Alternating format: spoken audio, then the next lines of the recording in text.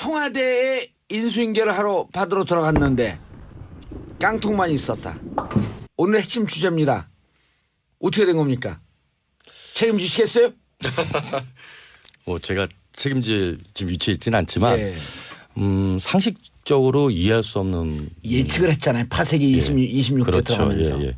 뭐 충분히 예측됐고 그거는 뭐 탄핵 정국에서만이 아니라 박근혜 대통령이 당시 대선 12년도 대선 때부터 예. 기록 갖고 정쟁을 일으키고 이랬던 일련의 그 모습을 보면서 충분히 예측됐던 거라고 기록 봅니다. 갖고 정쟁을 일으켰다. 예를 들면 이제 NLL 그 사건, 그 남북 정상회담에 대해서 이명박 정부가 사전에 인지하고 있는 상태에서 그걸 가지고 대선에 활용을 했었고, 그렇다면 당선되고 5년이라는 임기 속에서 기록에 대한 중요도. 그 중요도뿐만 아니라 그 위험성에 대해서도 충분히 감지하고 그거에 대한 방어적인 운영을 했지 않았나. 그 충분히 예측되는 거죠. 그래서 뭐 탄핵이라는 그 환경과 탄핵으로 인해서 청와대 물러나는 이런 환경이 특수한 환경인 것도 이런 인정을 해야 되겠지만 본질적으로 박근혜 대통령에는 그 머릿속에는 국정 철학에는 대통령 기록은 없다라는 겁니다. 살아온 이력도 그렇고 저는 그렇게 판단합니다. 송 본부장님, 이게 최순실 그 태블릿 PC가 발견되던 그 시점서부터 본격적으로 파쇄기 사들이기 시작을 했어요. 26대. 예. 간헐적으로 해서 마지막 탄핵 그 인용되기 전까지 한 1월까지죠. 1월까지 26대가 들어갔는데 작정을 하고 했을 가능성이 높죠. 그때 당시 청와대 해명은 예. 그 노후된 파쇄기를 교체하는 과정이었다. 이렇게 하자면 시점이 좀 그렇죠. 시점이 딱 최순실 게이트 터지고 나서부터 예. 그리고 그 이어서 검찰과 특검에서 청와대 압수수색을 하려고 했는데 그렇게 여론이 비등했지만 결국 허락하지 않았죠. 허용하지 않았습니다. 예. 이제 그런 것을 보면 좀 합리적인 의심이 갈 수 있는 부분이고, 이번에 깡통 자료를 넘겨줬다. 그러니까 빈 깡통이죠. 그 깡통 안에 뭔가 꽉 채워서 넘겨줘야 되는데 그 후임 정부가 잘하기 위해서는. 그렇죠. 그런데 그 안에 내용물을 쑥 빼고 빈 깡통만 넘겨줬다는 거죠. 달랑 2개 받았답니다. 그 내부 통신만 접속을 위한 아이디와 패스워드. 이거는 뭐 그것까지 안 되면 뭐 안에 뭐 아무것도 하지 말라는 이야기죠. 그거 하나하고 하나는 8쪽짜리 업무 관련 업무 현황 보고 자료.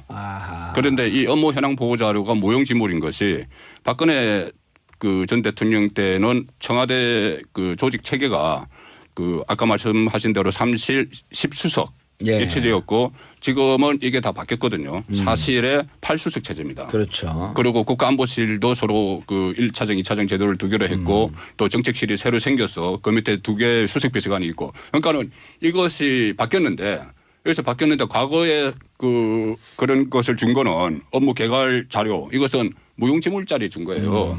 그러니까 가장 진작에 중요한 어떤 그 업무 매뉴얼 같은 거. 그러니까 청와대 처음 들어가면은 물론 아까 말씀하신 대로 기존에 청와대에 있던 직원들이 있습니다. 그런데 그쪽은 주로 총무 라인이죠.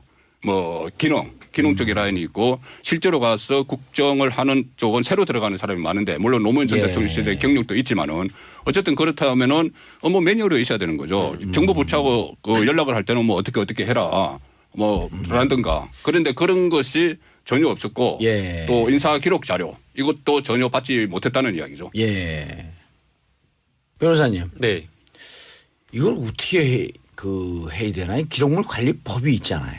네, 사실 이제 기록물 관리법에 대해서 조금 오해를 하시는 분들이 굉장히 많습니다. 그러니까 기록물 관리법에 의해서 이 대통령 기록물이 보존되고 비밀이 지켜져야 된다라고 생각하시는 분들이 많은데요.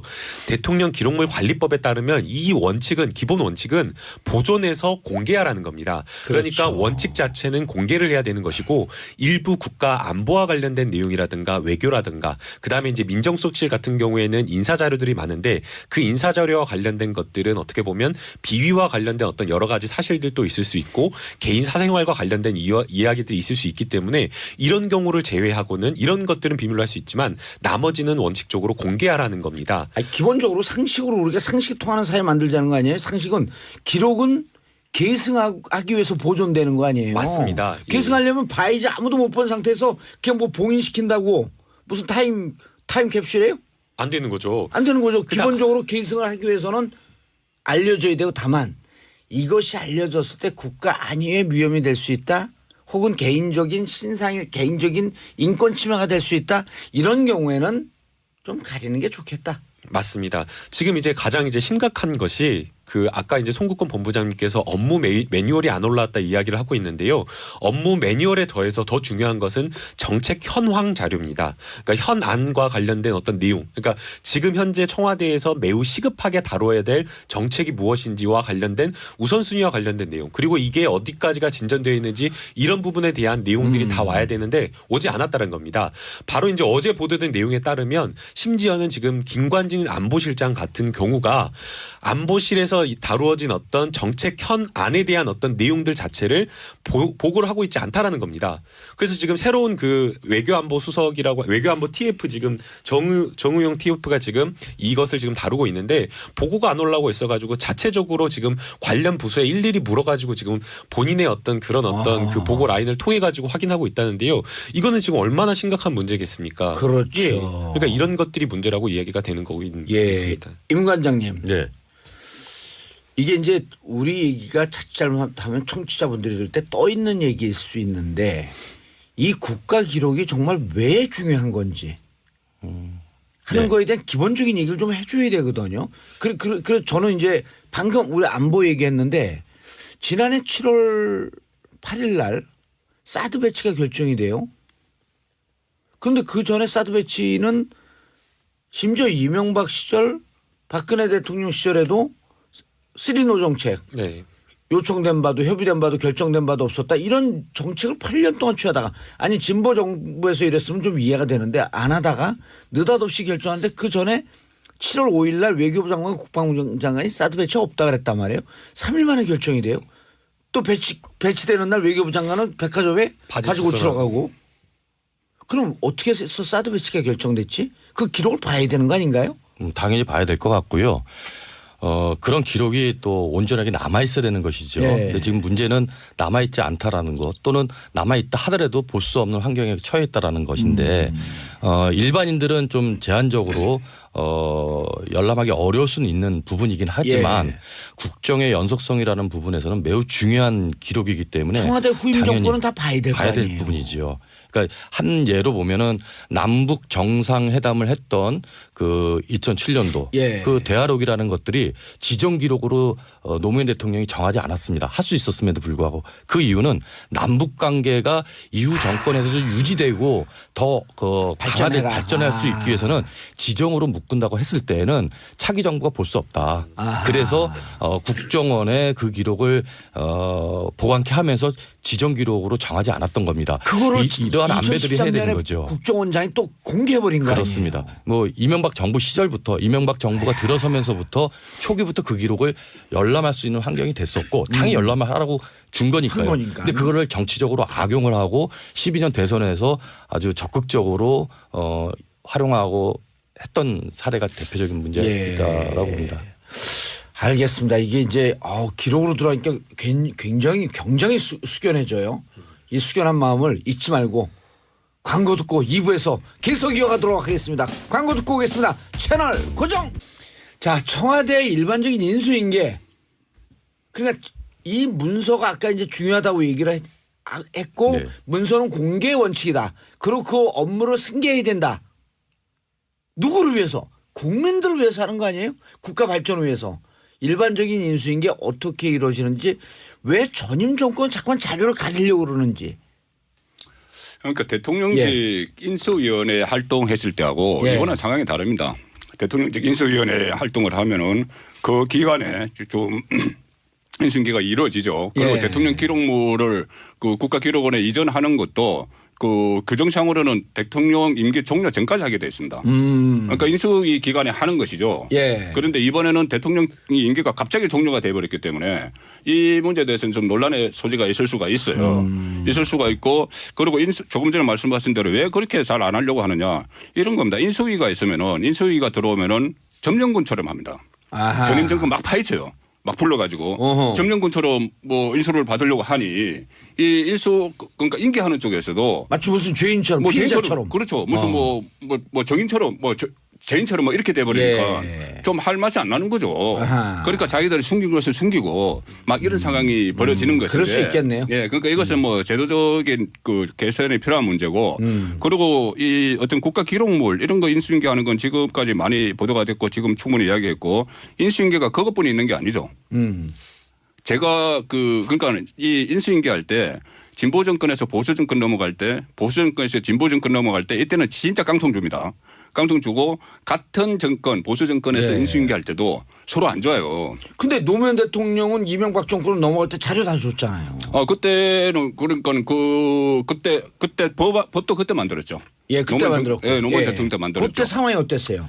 일단 그 당시에 법이라는 것은 이제 대통령 기록물법이 있고요. 예. 제정된 게 인수인계와 관련된 거는 당시의 사무관리 규정인가 이 정도였습니다. 그러니까 이제 어쨌든 아주 노무현 대통령이 대통령 기록물이 중요하니까 법을 새로 만들었죠. 예, 기록물을 관리하는 법령을 만든 것이고 이 자리에서 주제가 되고 있는 인수인계라는 것은 당시의 사무관리 규정이라는 선언적인 인수인계 선언적인 문구가 담겨 있는 예. 규정에 근거하는 것이죠. 그런데 뭐 방금 이제 말씀 주셨듯이 인수인계라는 데서 큰 차이점은 정권을 교체했을 때와 정권을 재창출했을 때는 좀 다릅니다. 정권이 같은 성격으로 유지가 됐을 때. 그렇죠. 예. 그다음에 정권이 다른 성격으로 좀 바뀔 때. 네. 그런데 이제 결론적으로 말씀을 드리면 노무현 정부에서는 예. 정권이 교체가 됐음에도 불구하고 굉장히 상당량의 기록물들을 인계를 하게 됩니다.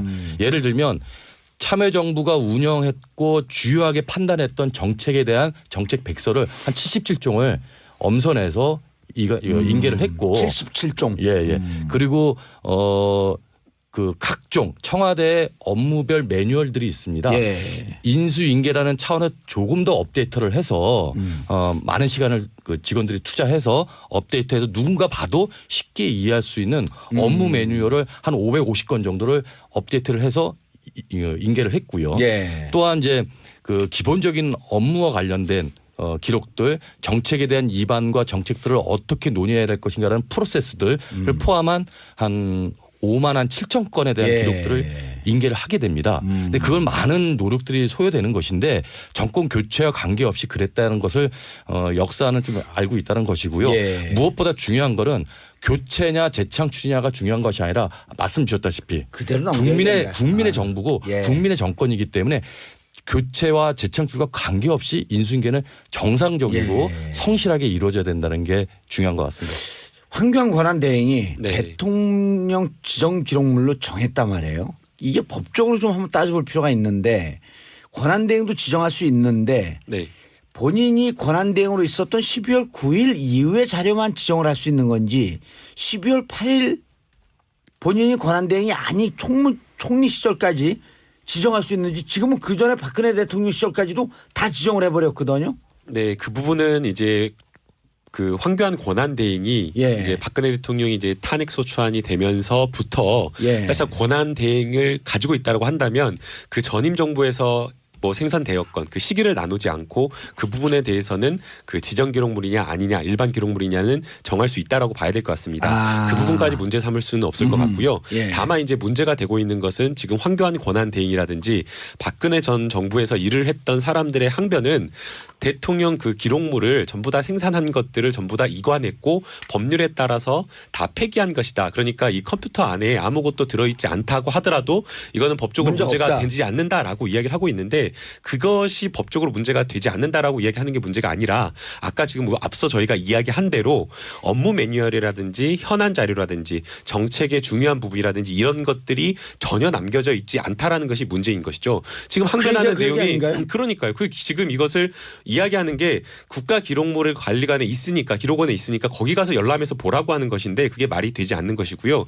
그다음에 이제 두 번째는 법적으로도 문제가 될 수 있는 부분이 있습니다. 예. 그 생산된 기록물의 양을 보게 보게 되면 그 노무현 정부라든가 참여정부 때 있었던 어떤 생산된 기록물의 양에 비해서 현저하게 이관된 양이 적습니다. 예. 그렇다고 한다면 그냥 일반적인 어떤 그 정권에서 했었던 그 기본적인 업무 양이라고 하는 것들이 있지 않겠습니다. 그런데 그런 것들이 생산되지 않았다라고 하는 것은 이 정부 내에서 아예 그 어떤 좀 비밀스럽게 예. 기록물 자체를 남기지 않으려고 했던 것이 아니라는 것을 의심될 수 있기 때문에 알겠습니다. 이런 부분이 문제가 되는 것입니다. 임 관장님, 그럼 지금 예. 대통령 기록관으로 서류가 넘어갔나요?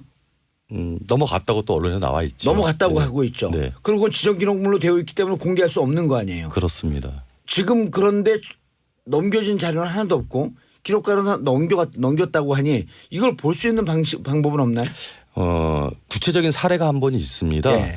그러니까 아까 말씀드렸다시피 노무현 대통령이 퇴임하면서 수없이 많은 기록들 사실 뭐 이관한 기록의 일부이긴 합니다만 일반적인 기록 매뉴얼에서 한 6만여 건의 기록을 넘겼는데 그 넘겼다라는 것은 뭐냐면 대통령 기록관에 이관하고 사본을 청와대 차기 청와대 직원들한테 업무를 참조하라.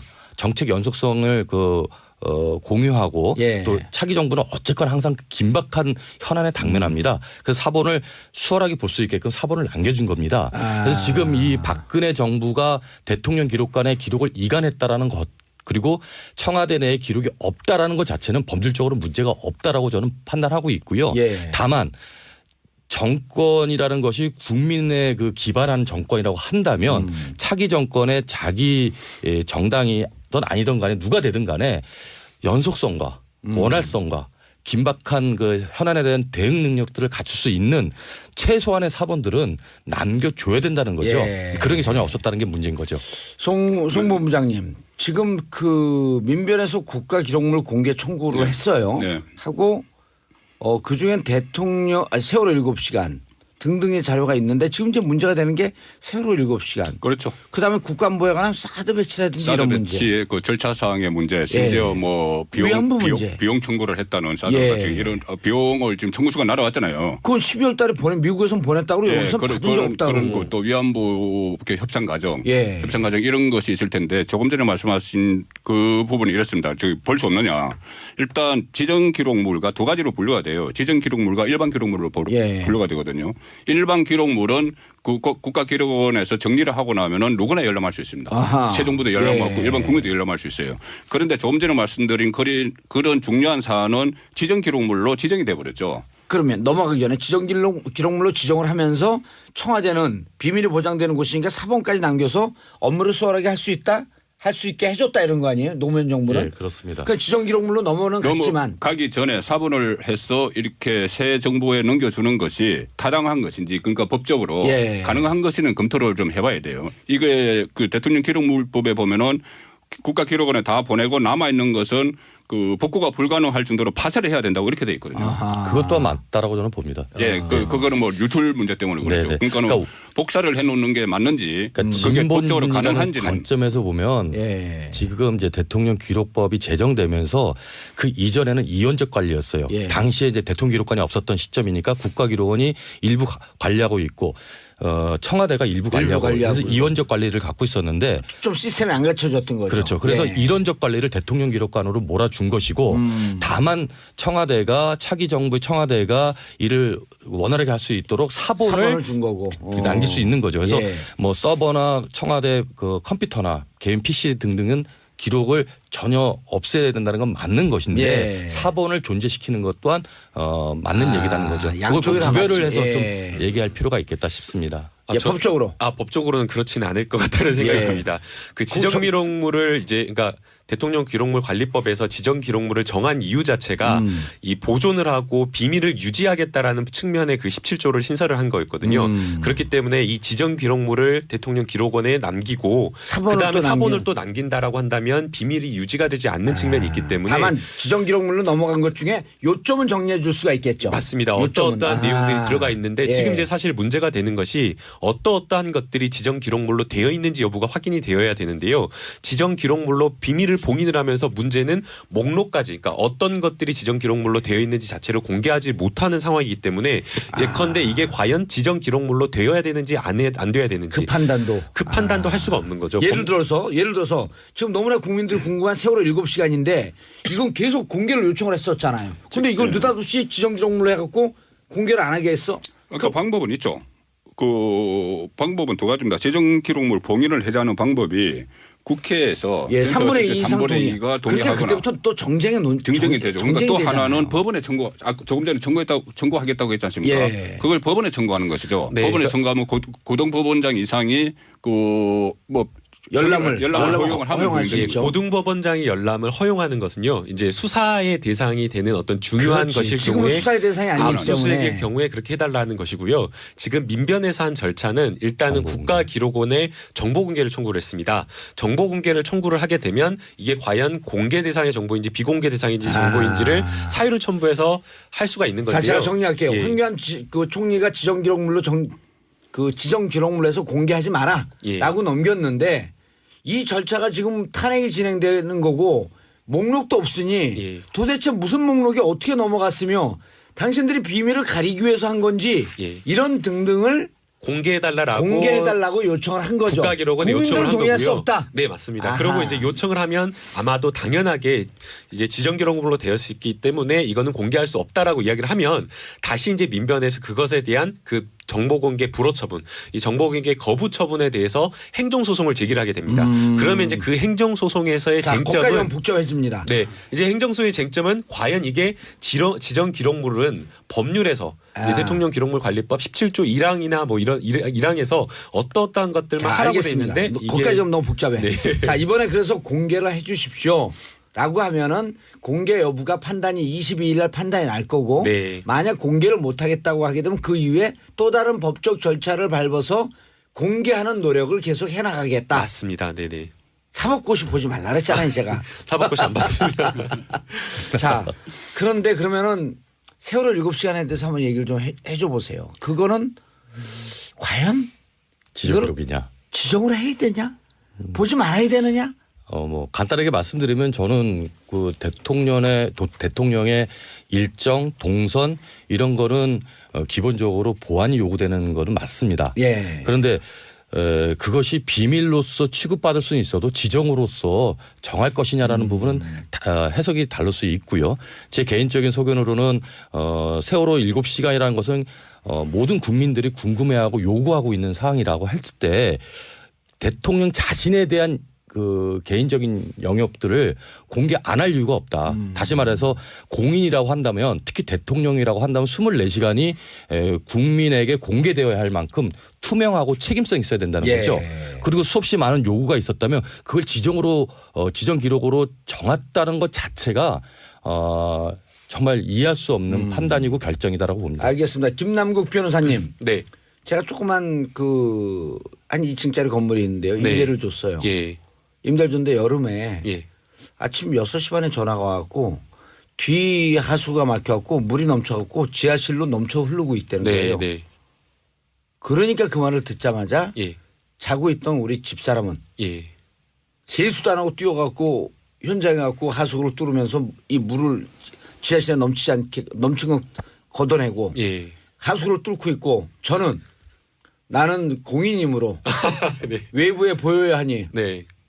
미용실을 다녀와서 예. 정자를 하고 넥타이를 메고 그러라고 시간이 한 7시간쯤 걸렸어요. 아이고. 누구의 대응이 옳았습니까? 사모님의 대응이 옳았습니다. 그걸 묻는 거 아니에요, 국민들은? 그러니까 그 세월호 7시간과 관련해서 아니, 조그만 건물에 생명과 관련된 조그만 없는 것도 건물에 네. 지하실에 물이 넘치는 것도 거기서 장사하는 사람이 피해를 어떤 볼까 심정일까 하는 마음으로 한 걸음 달려가야 되는 거 아니에요? 거울 보고 있을 때가 아니고. 그런 것이죠. 그러니까 그럼 그때 뭐 했습니까? 정봉주 당신은 뭐 했습니까? 공개하라 그러면 저는 공개 안 하면 국회의원 자르겠다고 공개해야 될 거 아니에요. 그러니까 일단은 법률적으로 제가 구체적으로 따지지 않아도 예. 대통령 기록물 관리법에 따르면 이러한 어떤 세월호 7시간과 관련된 대통령의 행적이나 이런 것이 결코 지정 기록물로 선정될 수 있는 그런 성질의 것이 아니라고 말씀을 드리고 싶고요. 예. 그다음에 이제 세월호 7시간과 관련해서 정부의 책임과 관련된 책임자 처벌이 전혀 없었습니다.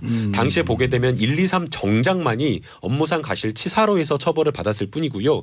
그 외에 해경의 역할이라든지 국가안보실의 역할이라든지 이런 부분에 대한 책임 규명이나 이런 것들이 맞아요. 정확하게 전부 다 이루어지지 않았던 겁니다. 그럼 우병우 수석은 1, 2, 3 압수수색을- 1, 2, 3 정장을 업무상 과실치사 혐의로 기소하지 마라. 기소한 것 자체를 막으려고 했던 것이죠. 왜? 무슨 기록? 그런 게 기록에 있을 거 아니에요, 어딘가에? 맞습니다. 그러니까 그 당시에 과연 청와대에서 어떤 역할을 했고 보고의 어떤 내용은 어떻게 되는지 이런 부분을 보자고 하는 것인데 청와대에서는 압수수색 자체를 거부하고 그 내용을 밝히지 않으려고 하고 있기 때문에 정보를 공개해달라고 국민이 요구하고 있는 것이죠. 알겠습니다. 샵 1035로 많은 청취자분들 문자 보내주고 계시고요. 단문 50원 장문 100원. 1749님 6살 딸아이가 TV에 문재인 대통령이 나오자 문재인 할아버지 나왔어. 멋지다 얘기해요. 아이들도 뭔가 달라짐을 느끼나 봐요. 세월호 화면 나올 때 왜 그랬는지 얘기해달라는데 뭐라고 설명해야 할지 모르겠네요. 도와주세요. 그 대목에 우리 모두 5천만 국민이 역사의 죄인이었습니다. 라는 말을 꼭 후손들에게 전해줘야 됩니다. 자, 3304님 세월호 관련 대통령의 7시간 알려면 오래오래 살아야겠어요. 30년 후에나 볼 수 있으려나. 이 문자 보내는 분은 볼 수 있을지 모르겠지만 저는 못 볼 것 같습니다. 앞으로 30년 살지 자신이 없어요. 앞으로 30년 살면 제가 70이 되나 60이 되나요? 근데 그 전에도 예. 7시간 알 수 있습니다. 뭐냐면은 어떻게? 그 대통령 지금 기록물을 지정 기록물로 지정하는데도 요건이 있거든요. 예. 아무나 할 수 없어요. 아이디어가 있는 것 같아요, 뭔가. 예, 아니 그러니까 국가 기밀상 그러니까 군사적인 부분이나 안보적인 부분이나 외교적인 부분이나 이런 부분을 그 지정 기록물로 할 수 있지. 예를 들어 세월호 7시간. 그러네. 예, 이것을 가령 이겁니다. 그때 청문회 때나 아니면 그때 박근혜 정부 청와대 홈페이지에 게재해서 이것이 팩트다 해가지고 시간대별로 쭉 나열을 했죠. 예. 나라가 20몇 차례 서면 보고를 받고 또는 전화 보고를 받고 뭐 했다. 지시를 하고. 서면 지시를 했다 예. 했는데 그 시간대별로 정리만 해놨지 그 내용을 공개를 안 했거든요. 그리고 이게 서류가 문서 지시했다는데 그 증거도 안 내놨어요. 없어요. 그러니까는 만약에 그것을 폐기를 했으면 큰 문제고 예. 그게 있다면은 저 국가기록원에 넘어갔을 텐데 이것을 지정 기록물로 했느냐 일반 기록물로 했느냐 일반 기록물 하면 바로 확인되는데 지정 기록물로 지정 했다는 거 아니에요? 기록물로 했다면은 근거가 없는 거죠. 이게 어디 국가 위기 상황도 아니고 그러니까 국가 안보에 안보가 직결되는 가는- 상황도 예. 아니고 그러니까 외교적인 것도 민변에서 아니고. 문제제기를 한 거죠. 그래서 법원에서 그걸 다투겠다라는 것이고요. 아하. 근데 이제 더 중요한 사실은 소송에서 다퉜는데 사실은 열람을 해봤을 때 어떻게 보면 오히려 그런 자료가 없을 가능성이 매우 높습니다. 그거를 지금 관장님도 그렇게 예측하시죠. 네, 왜냐하면 저도 그렇게 봅니다. 그 탄핵에서 박근혜 전 대통령이 굉장히 본인의 어떤 대통령의 직무로서의 수행을 잘했느냐 하지 않았느냐에 대한 어떤 쟁점도 예. 세월호고 7시간과 관련된 내용이 직결되어 있는 겁니다. 그런데 주장만 했을 뿐 이렇게 했다라고 주장만 했을 뿐 거기에 대한 입증 자료가 전혀 없었던 것을 생각해 보면 사실은 그 세월호 7시간과 우리- 관련된 예. 대통령의 어떤 업무 지시나 구체적인 업무 지시나 이런 것들이 없었던 것이 사실일 수도 있다. 청취자분들이 혼동할 수 있어요. 지금 두 분의 얘기, 세 분의 얘기를 딱 종합을 하면 네. 자, 세월호 7시간을 지정 기록물로 해서 덮어놨어요.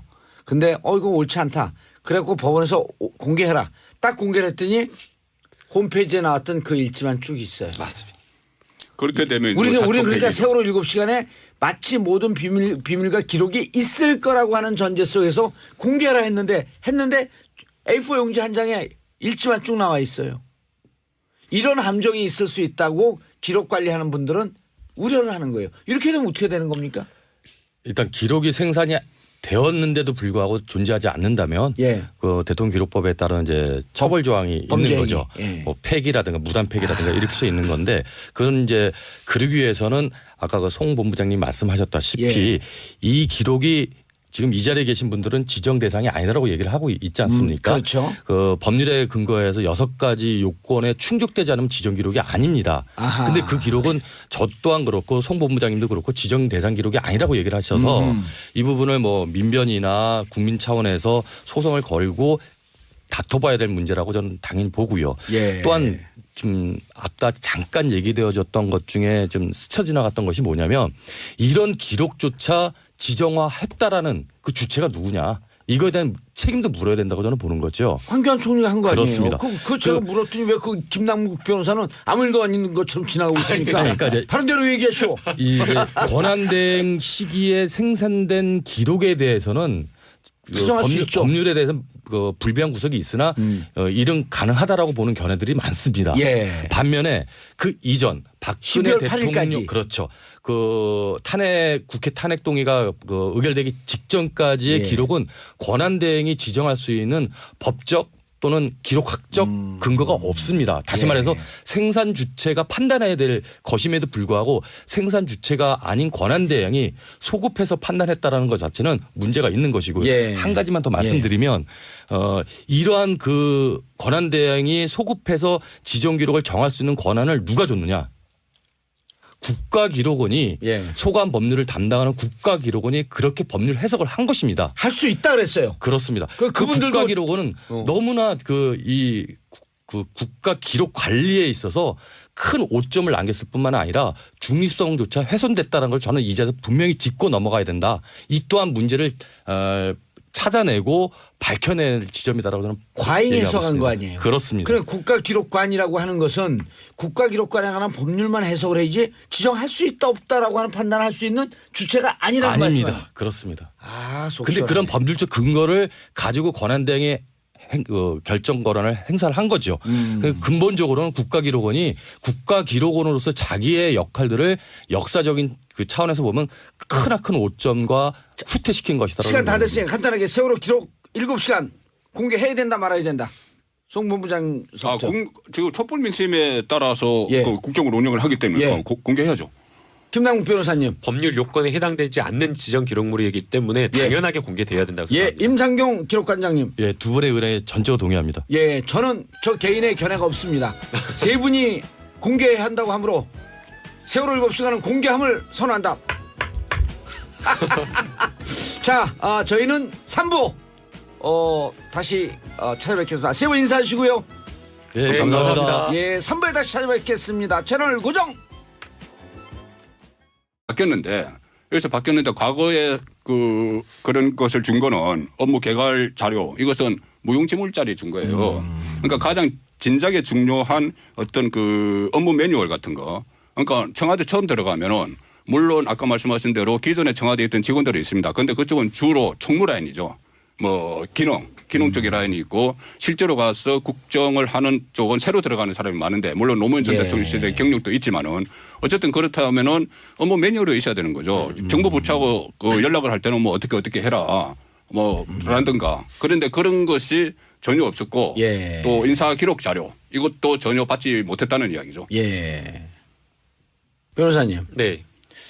이걸 어떻게 해야 되나요? 기록물 관리법이 있잖아요. 네, 사실 이제 기록물 관리법에 대해서 조금 오해를 하시는 분들이 굉장히 많습니다. 그러니까 기록물 관리법에 의해서 이 대통령 기록물이 보존되고 비밀이 지켜져야 된다라고 생각하시는 분들이 많은데요. 대통령 기록물 관리법에 따르면 이 원칙은 기본 원칙은 보존해서 공개하라는 겁니다. 그러니까 그렇죠. 원칙 자체는 공개를 해야 되는 것이고 일부 국가 안보와 관련된 내용이라든가 외교라든가 그다음에 이제 민정수석실 같은 경우에는 인사 자료들이 많은데 그 인사 자료와 관련된 것들은 어떻게 보면 비위와 관련된 어떤 여러 가지 사실들도 있을 수 있고 개인 사생활과 관련된 이야기들이 있을 수 있기 때문에 이런 경우를 제외하고는 이런 것들은 비밀로 할 수 있지만 나머지는 원칙적으로 공개하라는 겁니다. 아니, 기본적으로 상식으로 우리가 상식 통하는 사회만 청와대에 인수인계를 하러 받으러 들어갔는데 깡통만 있었다. 오늘 핵심 주제입니다. 어떻게 된 겁니까? 책임지시겠어요? 제가 책임질 지금 위치에 있지는 않지만 예. 상식적으로 이해할 수 없는 예측을 했잖아요. 파쇄기 26개 그렇죠. 들어가면서. 예. 뭐 충분히 예측됐고 그거는 뭐 탄핵 정국에서만이 아니라 박근혜 대통령이 당시 대선 12년도 대선 때부터 예. 기록 갖고 정쟁을 일으키고 이랬던 일련의 그 모습을 보면서 충분히 예측됐던 거라고 기록 봅니다. 갖고 정쟁을 일으켰다. 예를 들면 이제 NLL 그 사건, 그 남북 정상회담에 대해서 이명박 정부가 사전에 인지하고 있는 상태에서 그걸 가지고 대선에 활용을 했었고 그렇다면 당선되고 5년이라는 임기 속에서 기록에 대한 중요도. 그 중요도뿐만 아니라 그 위험성에 대해서도 충분히 감지하고 그거에 대한 방어적인 운영을 했지 않았나. 그 충분히 예측되는 거죠. 그래서 뭐 탄핵이라는 그 환경과 탄핵으로 인해서 청와대 물러나는 이런 환경이 특수한 환경인 것도 이런 인정을 해야 되겠지만 본질적으로 박근혜 대통령에는 그 머릿속에는 국정 철학에는 대통령 기록은 없다라는 겁니다. 살아온 이력도 그렇고 저는 그렇게 판단합니다. 송 본부장님, 이게 최순실 그 태블릿 PC가 발견되던 그 시점서부터 본격적으로 파쇄기 사들이기 시작을 했어요. 26대. 예. 간헐적으로 해서 마지막 탄핵 그 인용되기 전까지 한 1월까지죠. 1월까지 26대가 들어갔는데 작정을 하고 했을 가능성이 높죠. 그때 당시 청와대 해명은 예. 그 노후된 파쇄기를 교체하는 과정이었다. 이렇게 하자면 시점이 좀 그렇죠. 시점이 딱 최순실 게이트 터지고 나서부터 예. 그리고 그 이어서 검찰과 특검에서 청와대 압수수색을 하려고 했는데 그렇게 여론이 비등했지만 결국 허락하지 않았죠. 허용하지 않았습니다. 예. 이제 그런 것을 보면 좀 합리적인 의심이 갈 수 있는 부분이고 이번에 깡통 자료를 넘겨줬다. 그러니까 빈 깡통이죠. 그 깡통 안에 뭔가 꽉 채워서 넘겨줘야 되는데 그 후임 정부가 잘하기 위해서는. 그렇죠. 그런데 그 안에 내용물을 쑥 빼고 빈 깡통만 넘겨줬다는 거죠. 달랑 2개 받았답니다. 그 내부 통신만 접속을 위한 아이디와 패스워드. 이거는 뭐 그것까지 안 주면 뭐 안에 뭐 아무것도 하지 말라는 이야기죠. 그거 하나하고 하나는 8쪽짜리 업무 관련 업무 현황 보고 자료. 아하. 그런데 이 업무 현황 보고 자료가 모형지물인 것이 박근혜 그 전 대통령 때는 청와대 그 조직 체계가 그 아까 말씀하신 대로 3실 10수석 예. 이 체제였고 지금은 이게 다 바뀌었거든요. 4실에 8수석 체제입니다. 그렇죠. 그리고 국가안보실도 서로 그 1차장, 2차장 제도를 두기로 했고 또 정책실이 새로 생겨서 그 밑에 2개 수석비서관이 있고 그러니까는 이것이 만들자는 거 아니에요? 상식은 기록은 계승하기 위해서 보존되는 거 아니에요? 맞습니다. 예. 계승하려면 봐야지 아무도 못 본 상태에서 그냥 뭐 봉인시킨다고 무슨 타임 캡슐이에요? 안 되는 거죠. 안 되는 거죠. 그래서 기본적으로 계승을 하기 위해서는 알려져야 되고 다만 이것이 알려졌을 때 국가 안위에 위험이 될 수 있다. 혹은 개인적인 개인적인 인권 침해가 될 수 있다. 이런 경우에는 좀 가리는 게 좋겠다. 맞습니다. 지금 이제 가장 이제 심각한 것이 그 아까 이제 송국권 본부장님께서 업무 매뉴얼이 안 올라왔다 이야기를 하고 있는데요. 업무 매뉴얼에 더해서 더 중요한 것은 정책 현황 자료입니다. 그러니까 현안과 관련된 어떤 내용. 그러니까 지금 현재 청와대에서 매우 시급하게 다뤄야 될 정책이 무엇인지와 관련된 우선순위와 관련된 내용. 그리고 이게 어디까지가 진전되어 있는지 이런 부분에 대한 내용들이 다 와야 되는데 오지 않았다는 겁니다. 바로 이제 어제 보도된 내용에 따르면 심지어는 지금 김관진 안보실장 같은 경우가 안보실에서 다루어진 어떤 정책 현안에 대한 어떤 내용들 자체를 보고를 하고 있지 않다라는 겁니다. 그래서 지금 새로운 그 외교안보 수석이라고 외교안보 TF 지금 정의용 TF가 지금 이것을 지금 다루고 있는데 보고가 안 올라오고 있어가지고 자체적으로 지금 관련 부서에 일일이 물어가지고 지금 본인의 어떤 그런 어떤 그 보고 라인을 통해 가지고 확인하고 있다는데요. 이거는 지금 얼마나 심각한 문제겠습니까? 그렇죠. 예. 그러니까 이런 것들이 문제라고 이야기가 되는 거고 있습니다. 임 관장님. 네.